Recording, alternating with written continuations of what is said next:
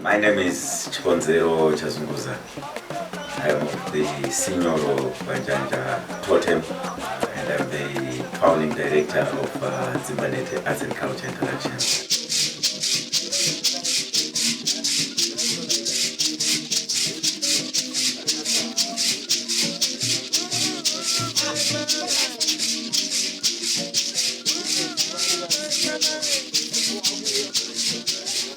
The Arts and Culture Interactions has its origins way back in early 2000, I think 2006, where we started off very sort of casual, informal, and we started primarily targeting the artists as we had created an artist residency. So we've mentored artists at this residency for years. And we have also organized workshops for visual artists, even getting to an extent of attracting the international visual arts community.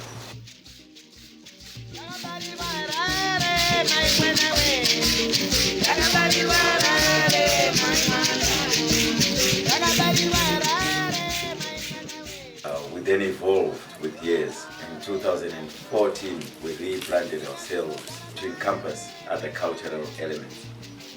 Because basically in our visual arts mentorship programs, we were actually bringing in cultural elements that you don't find in academia.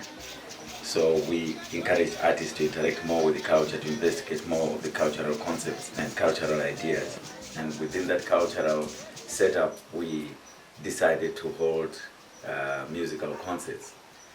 Our concerts were kind of selective in the sense that we decided to bring in Mbira music.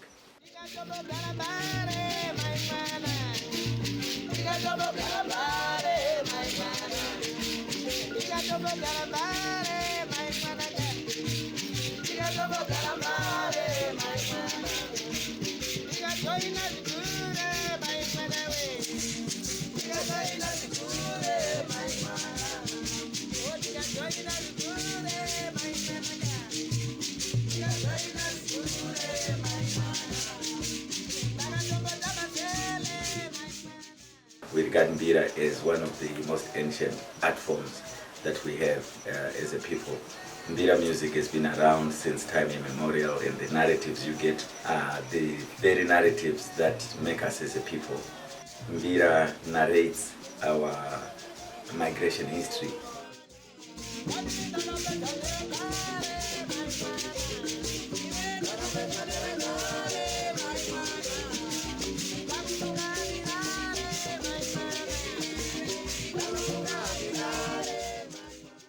After a few concerts, we then launched what we called Mbira Sunsplash. And this Sunsplash were 13 Mbira groups that played for 36 hours. Each group playing for like an hour. So 36 hours of Mbira music. Ideas then evolved. We realized Mbira is not just found in Zimbabwe, but you get Mbira, the different name in Malawi, Mozambique and other African countries. So we then wanted to have a Mbira festival that encompassed other communities that are not just Zimbabwean.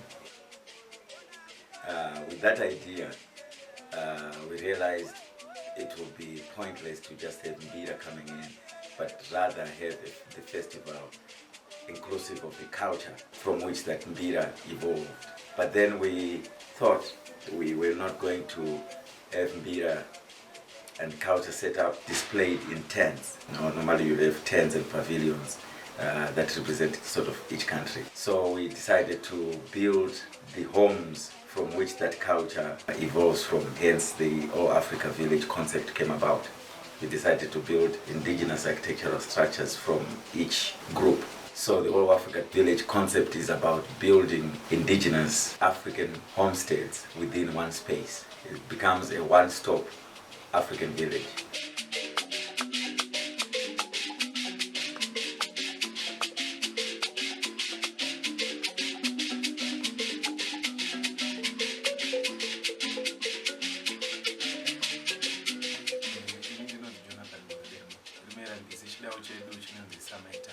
Part of Dzimbanhete Arts and Culture Interactions. Panowe patanga tichiita Sounds of the Sacred Web Festival. Paitika kusangana kwevanhu vabva kumativi mana nyika nzvimbo dzakasiyana siyana. Vanhu ava vachibva kunzvimbo dzakasiyana siyana takavakoka nokuvatovafambira misha yekwavo. Tine chinangwa chokuti kana nguva yedu yakwana saizvozvi taakuita festival yedu Sounds of the Sacred Web Festival. Vachazove vanhu vachauya kuzoratidzira unhu netsika dzekwavo, vachitsanangura tsika nemagariro dzichibvawo mumativi nenyika ino. Kwavo vanodyei, kwavo vanorarama sei, kwavo vanogara sei semhuri, kana kungave kuroorana, kana kungave magariro kana ekudzidzisa chaiwo, kana kuendesa kuzvikoro, kana kurima marimiro avo, kana mavakiro. Ndicho chinhu chikuru chatakakurudzira kuti vauye vakatakura unyanzvi ihwohwo, vauye vatidzidzise zvakare mavakiro ekwavo, nokuti Sounds of the Sacred Web Festival yatisanganisa nevanhu ichiita kuti zvakare tigone kuenderera mberi nokuvaka inonzi All Afrika Village yatiri kuvaka pano paDzimbanhete Arts and Culture Interactions Trust pacenter pano. This is the east. The east is where the Igbos are. And then this place will be for the Yorubas. And that is the west. You understand? Yes. So we have 30 meters, 30 meters, 30 meters. So what we are going to do, like we're doing now, from here to here should be 1 meter. In terms of constructing the village itself, we prefer and we feel it's correct to bring in somebody from that specific culture so that they come and build or assist with information that leads to the construction of their particular hut. We're not moving in as experts of all the cultures that are there. Instead, we are learning. How much is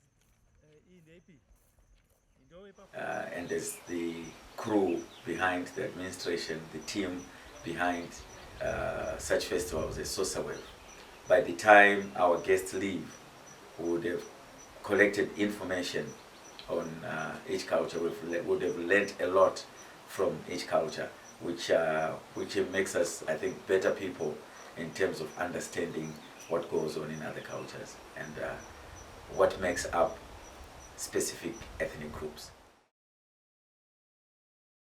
As the Dzimbanhete team, we are here where we are selecting poles for the construction of the Zimbabwean village for the SOSAWEF Festival, that is the Sounds of the Sacred Web Festival, funded by Culture at Work and co-founded by the European Union.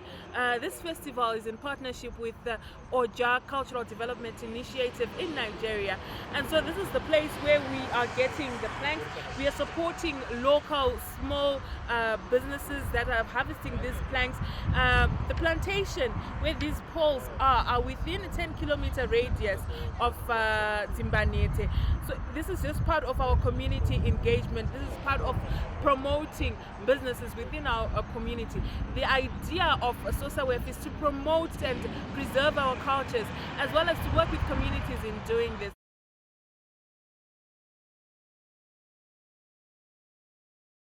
We're expecting the technicians that are coming from the different areas from Zimbabwe, that is the Ndau, that is the Doma people. The technicians are coming in to assist in building the Zimbabwean village, which will consist of 5 indigenous structures to represent Zimbabwe.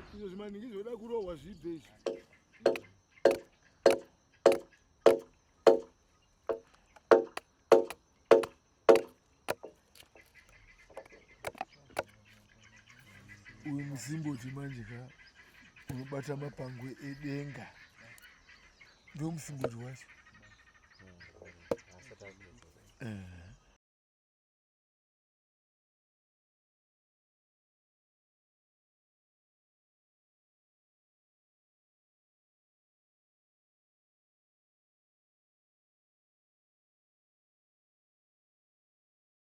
Within African architecture, we do not use a chemicalized sort of material. The material is original, it's authentic, it's taken straight from Mother Earth. It is plastered, it is handled by the hands, it's not machined or anything like that. So there is always that care of love and touch. The building of indigenous architecture requires the entire family. The men are the ones who do the foundation work, the creating the structure of it. But it is the women who go out, who get the straw. It is the women who also plaster it.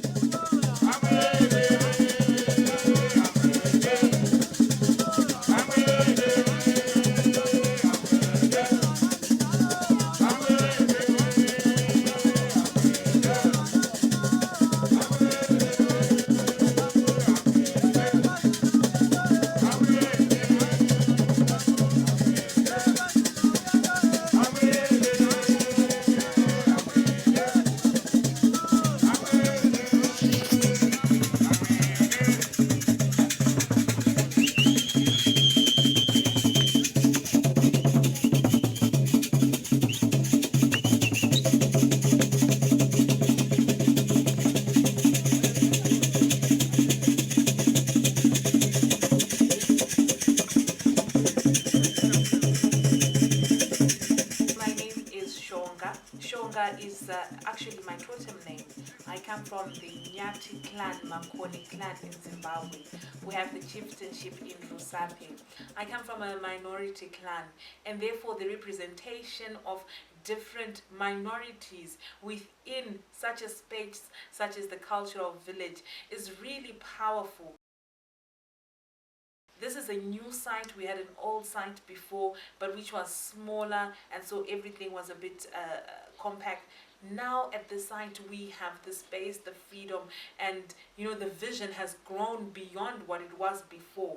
3 of the structures represented are actually from minority tribes, the Ndau, the Doma, as well as the Tonga.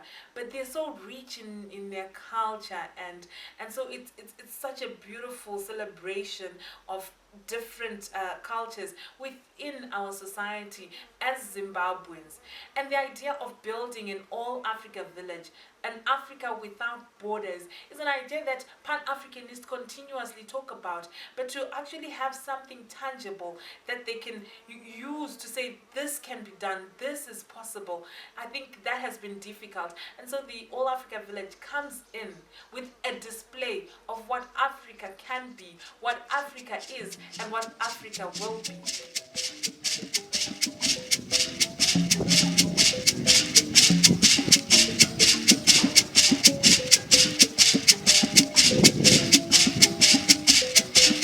Located in Zimbabwe village, which consists of the Zezuru Hut, the Ndau Granary,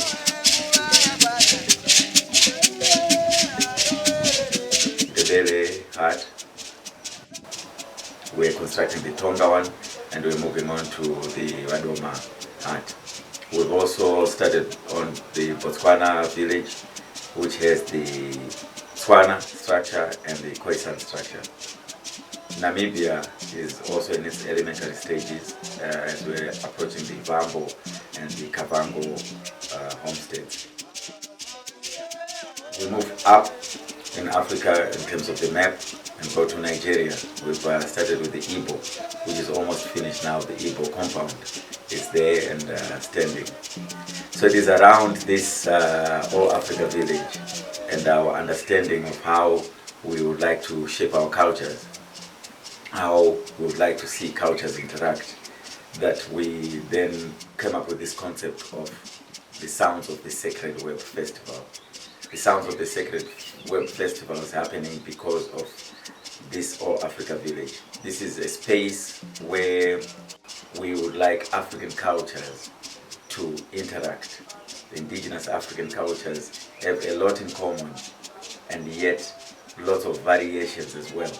So this is a platform where cultures are to interact and find those differences, celebrate those differences, see how things link, and to us it's a way of uniting, creating a bond between indigenous cultures.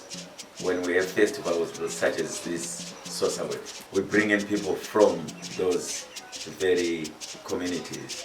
Saka zvekutovaka dzimba ndakatotanga kudzidzira ndiri form 1 tichidzidziswa nasekuru yafa kwezipanda tofaka malokuze namareusi tofaka intumo saka intumo leza zihlala phezu komduli zihlala phezu kwezipanda isipanda Bariro.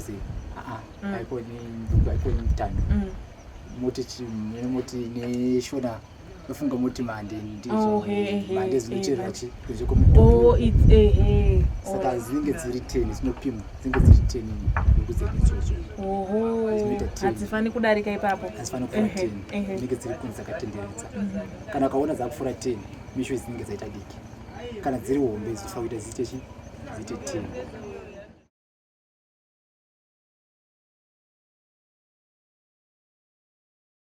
Zita rangu ndinozwi Solomon Madinga Tando, ndinoere Dhuba. Ndinozwa kudakara kwa pakati pemarudzi akasiyana siyana nechiitiko chino chinondidakadza.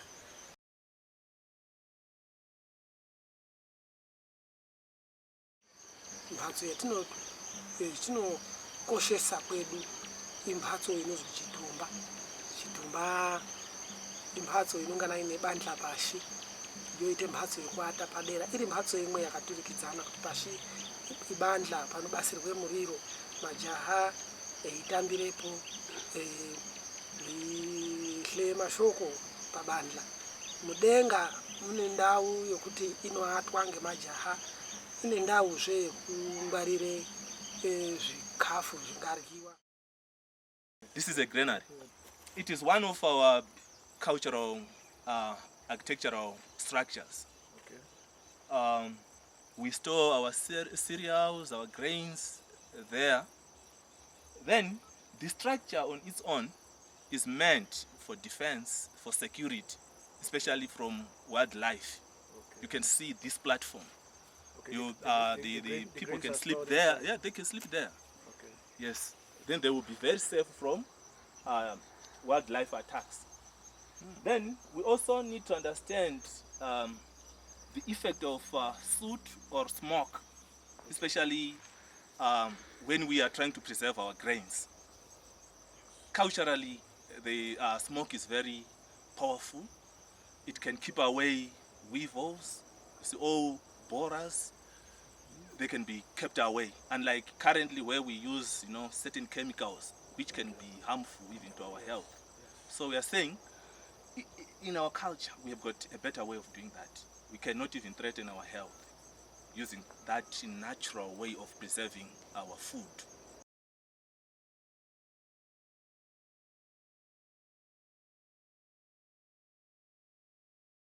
Zita rangu inini ndinonzi Peter Chiwapura, ndiri sabhuku Chiwapura.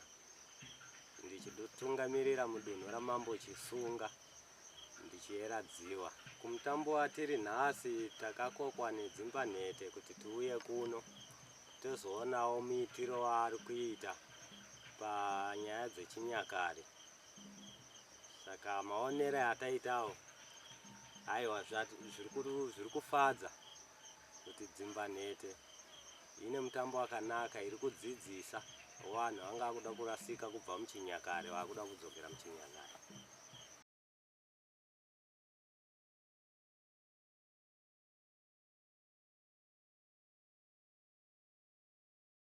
Now, this celebration of African culture is happening within the Sounds of the Sacred Web has taken Dzimbanhete and its partner, Oja Cultural Development Initiative, back and forth within Africa. Dzimbanhete has traveled to Nigeria for a cultural research where we were looking at the Igbo people of Nigeria. I am coming from Nigeria, which is over 3,000 miles away, but still in Africa. I am coming from the Igbo ethnic group, an ethnic group that is concerned about African values, just as much as the ethnic group which I have found here, the Zezurus, are concerned about African values. And the only thing I will say is that everywhere, one of the things I will say, is that everywhere Africa is one. In whatever we do, how we greet ourselves, how we take one another as brothers and sisters, the African communalism is always there. When we sit together physically, even when someone is far away, from very far away you could greet, and then you are one with the person. Not like in the cities where some people could sit close to themselves in a train for 3 hours without talking to themselves. You know, physically they are close, but spiritually or psychologically they are not. They are not one. But in Africa we are close to each other, no matter the distance. That is how the Igbo ethnic group is very close to the Zezurus, 3,000 miles away. There's so many similarities between the cultures of the Nigerians, the cultures of us in Zimbabwe, and in different parts of Africa.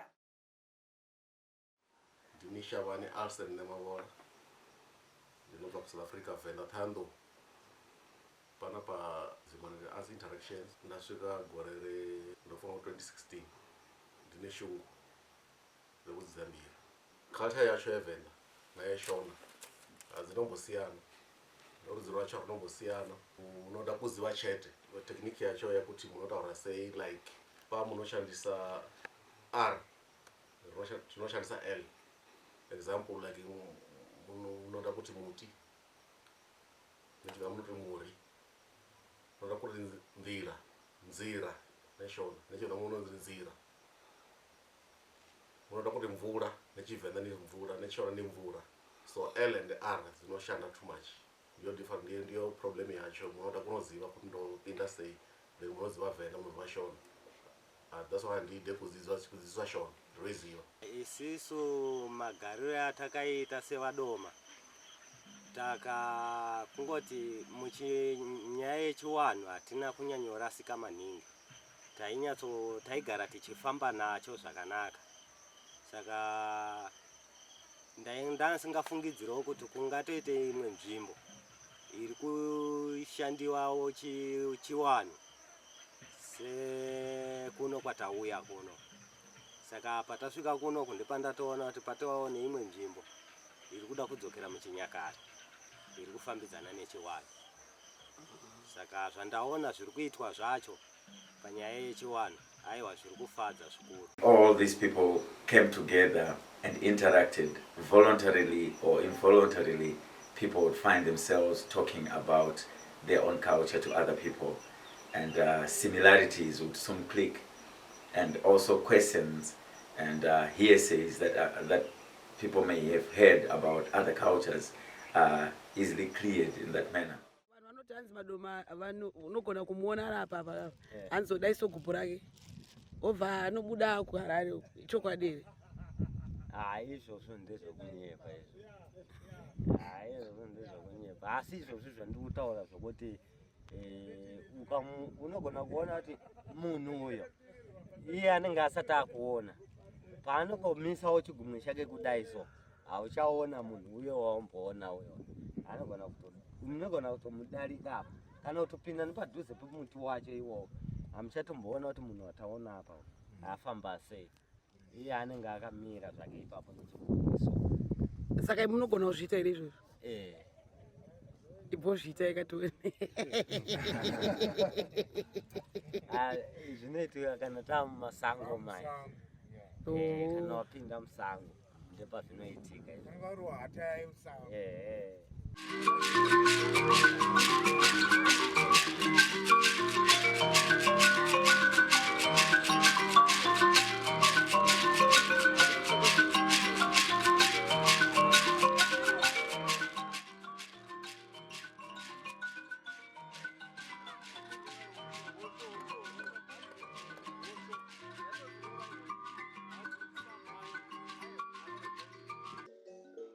Ini ndinoridza nokudzidzisa mbira dzevandau nokudzitsetsa ndinodzinasira.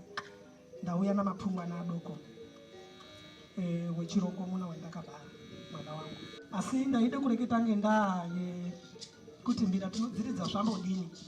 Kwedu mbira hadzisiri dzinomusera dzimupi. Ngedzekudakara ndidzona pabandla.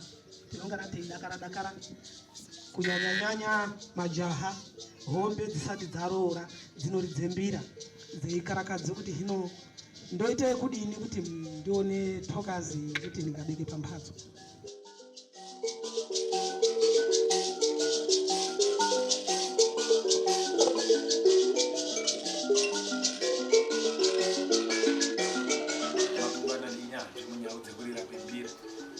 Ndau dzakaridzwa chaizvo paSounds of the Sacred Web Festival dzinove dzakaita kuti mbira idzi vanhu vadzidze kuti dzevadzimu dzinobva kuno kumazezuru dzevandau dzikasangana dzinoburitsa imwe sound isati yambodzwika kana kuti isati yawanika pakati pekudzurwa kwembira nemagonyambira akati wande. Zvinokosheswa zvikuru kuti zvaakutoumba chimwe chimiro chokusanganiswa kwembira dzevandau nembira dzemazezuru dzatingati mbira dzevadzimu.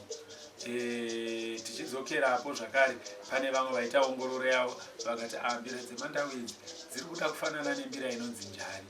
Njari imbira inonzwa mumakorekore. Saka tarisai muone kuti ruzivo rwaakupararira ruchiti kumakorekore mumazezuru kuvandau zvinhu zvaakuenda zvichibatana kuti nhau ibva ita nhau imwe chete.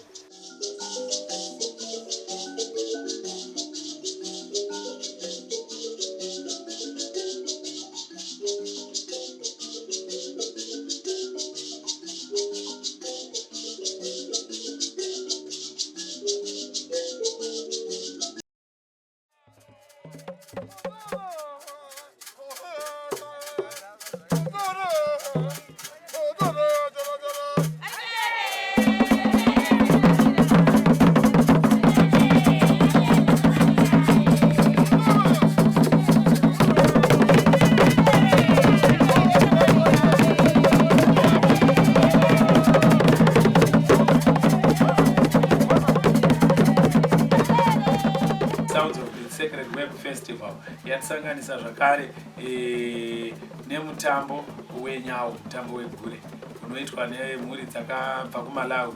Mhuri idzi vanotamba mutambo yavo vachiimba muimbiro nemutauro wokwavo, mupfekero wekwavo kana vaakutamba mutambo wavo wenyau. Uyezve tatosangana nechibvumirano chokuti paDzimbanhete Arts and Culture Interactions paakuumbwa gurupu kana kuti chikwata chenyau chaakugarira chiri pedyo. Gure iculture yedu ekuMalawi. Vamwe vanenge vachishora kunzi gure. Aiwa, isusu gure iculture yedu. Culture yedu tinobatsira kana dei tikabatana nevamwe tinoita iberia. Tichibatana tichishedzwa munzvimbo dzakaita kufanana nepano tiri pano pagure. Asi kune vamwe vanoshora vachiti mwana akapinda gure anzi atopanduka achakwanisa kuziva pamba. Aiwa, mwana akagara rinhubu kare nekare.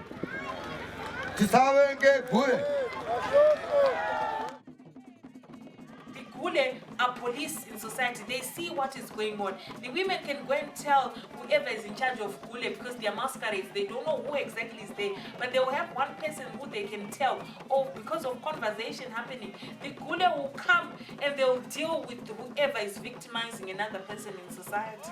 The Gule are also like a burial society where they come and bury those in society. They do these performances as a source of healing. You know, sometimes you're going through struggles, and what you really want is comfort. What you really want is something to take you out of that moment. So they are like a symbol of healing.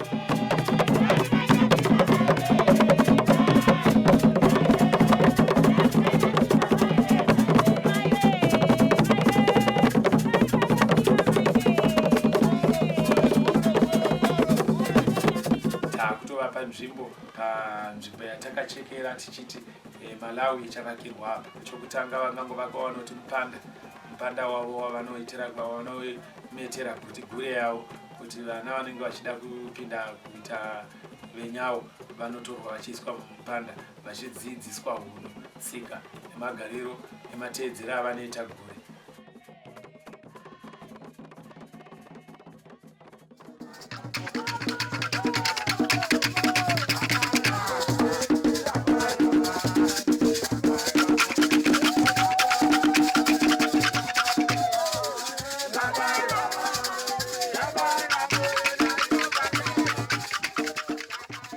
Rangu ndinoitwa Michael Mpandawani. Tiri group reDzimbanhete tichibva kwaMureva. Takauya kumwe kuprogramu yeSOSAWEF. Tichizotsigirawo programu iyi. Takadzidza zvinhu zvakawanda pamusoro petsika nemagariro edu. Zvinhu zvinofadza kuti maprogramu akadai dai aramba achiitika. Zvinoita kuti vana vachiri kukura vazive kukosha kwemitambo netsika nemagariro.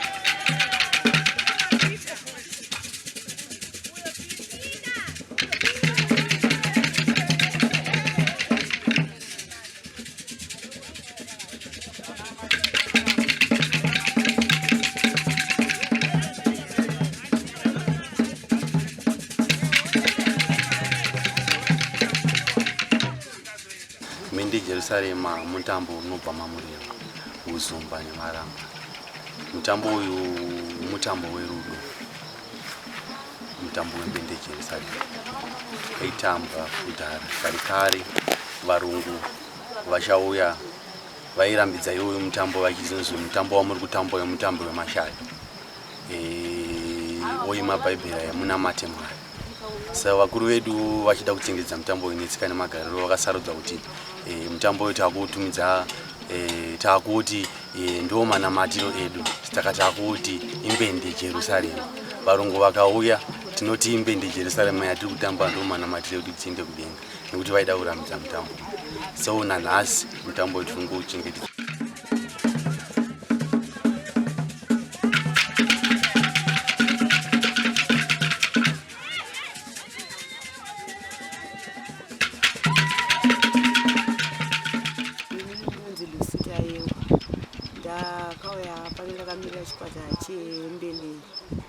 Chobva kwaMureva. Jerusalem iri tichitamba munzvimbo yekwedu yakatanga rakamboshoreka tichirimboshorwa, asi zvinhu zvatakaona zvakazobatsira. Tazopinda mukati menzvimbo iyi kunoko tiri kufestival, ndakadzidza zvakawanda kuti mutambo uyu, kuti kuita mitambo yechivanhu kunobatsira zvakawanda, nekudzidzawo mitambo yakasiyana siyana inoitwa munzvimbo dzakasiyana siyana munyika inedu yeZimbabwe.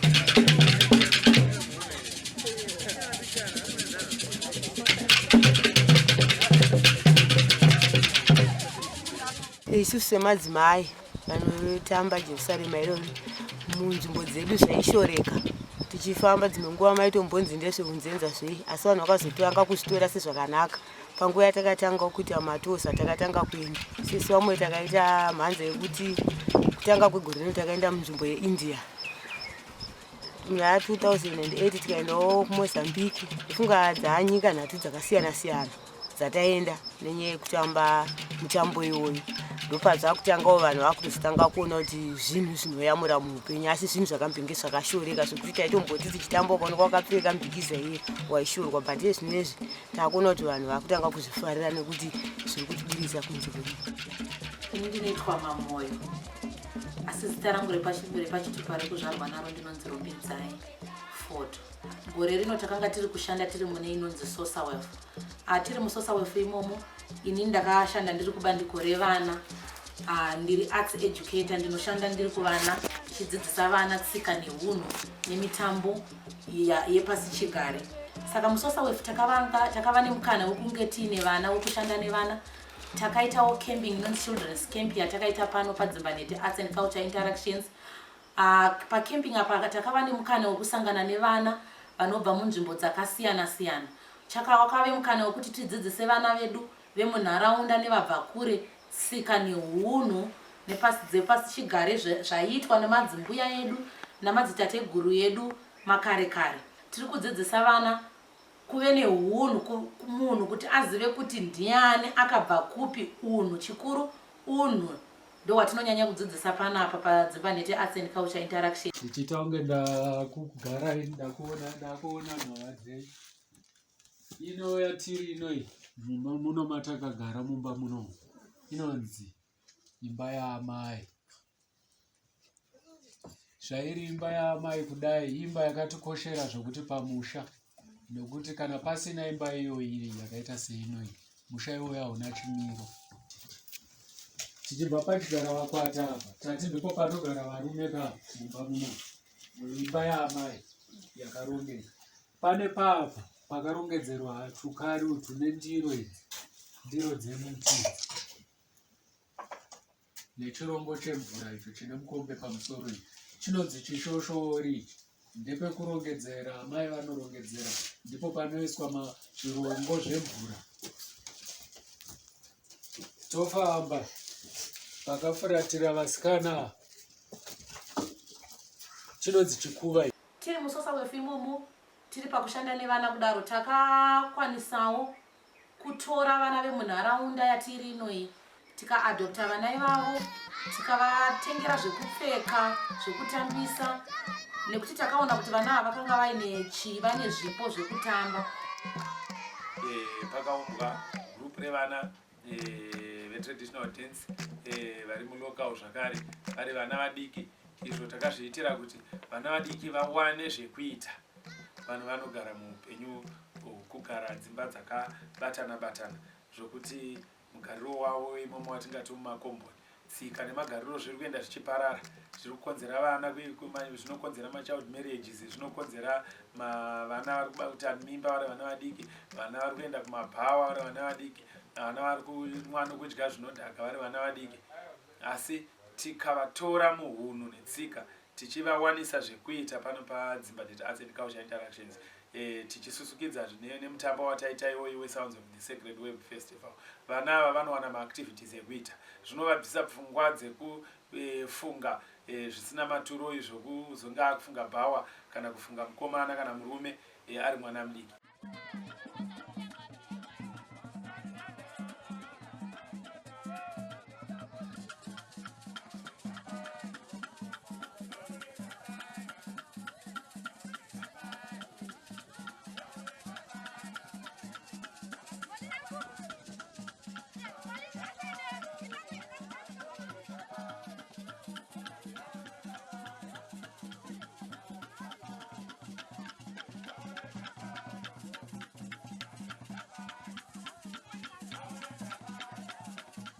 Asi zvisati zvaitwa ziso remweya riye pangave nemhondoro kana svikiro kana mudzimu, zvinotoongororwa kuti kozvino dunhu rino ratiri kuitira izvi hapana here pakakanganiswa, hapana here mwana ane chaakapotsa.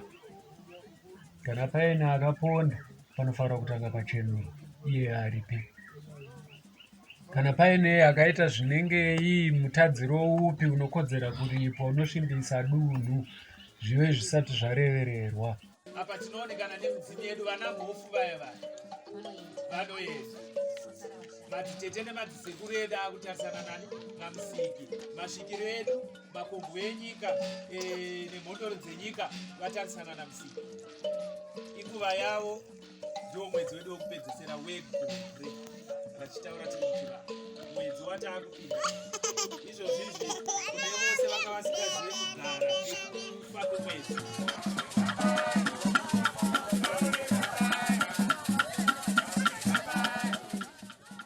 We come from nations which are multicultural already, and yet these cultures do not really know a lot about each other. Normally there's the hearsay, and this village and this festival in particular is all about kind of clearing those unclear gaps that you find in terms of understanding other people's cultures. These are elements that are normally not spoken about, but in this festival people had a chance to ask each other.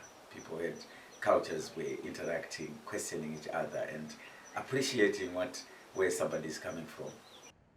All the information, everything that we're speaking about here, our elders, mothers and fathers, whether they write or whether they speak or whether they do through music, they've already told us, they've already given us the code. There is a common thing that puts us together.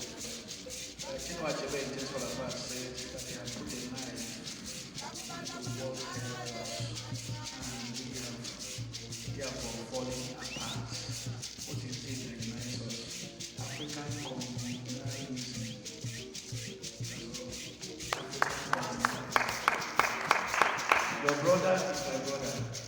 Your son is my son.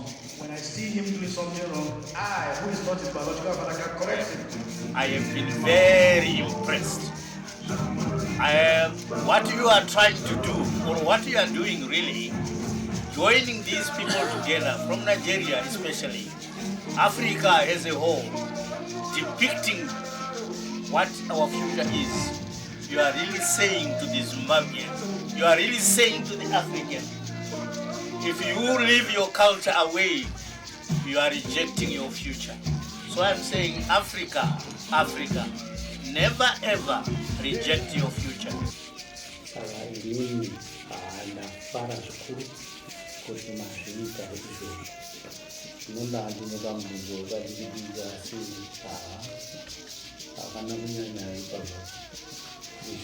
Pfungwa dzenyu zvadzakaita izvi nekumberi uku kwandiri kuona kwakanaka kwamuri kuenda ndira rezita iri riri right but kwakazogonzi izvo dzimbanhete sei zvakauya sei kuti dzidzi panze pekuti rikoreko